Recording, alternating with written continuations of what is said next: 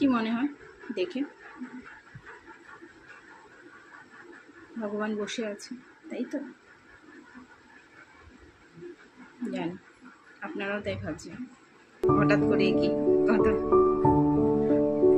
আসলে কি জানেন তো, বসে নেই, সব দেখছে ভগবান, সবাইকে দেখছে। আমরা মাঝে মাঝে ভাবি কখনো কিছু হয়ে গেলে যে এত ভগবানকে ডাকলাম, এত কিছু করলাম, ভগবান হয়তো সাথে নেই, কাছে নেই, পাশে নেই, শুনছে না।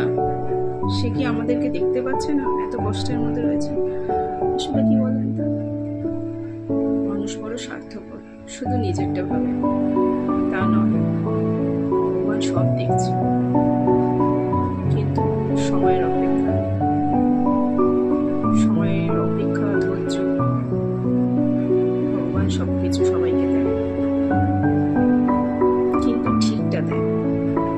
তার জন্য যে যতটা চিন্তা ভাবনা করে রেখেছে, তার যতটা মঙ্গল হয়, সেই হিসেবে তাকে দেয়। সে সব দেখছে, সে বসে নেই। তাহলে দিন রাত্রি আমরা খুব স্বার্থপর, জানেন তো। সবসময় জীবনে সবসময় দোষ দিয়ে যাই ভগবানকে। কঠিন সময় ভগবানকে ডাকি, না হলে সেটাও দোষ। কিন্তু হয়তো সেই কঠিন সময়টা আমাদেরকে ভগবান দেয় কেন জানেন?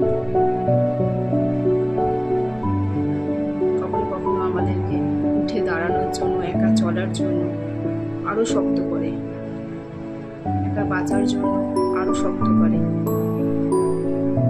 তাকে আমরা জীবনে কারোর ভরসা না, যে যেরকম আমাদের ভগবান শ্রীকৃষ্ণ তৈরি করেছেন, আমরা সেরকম ভাবে নিজে একা বাঁচতে পারি, চলতে শিখি।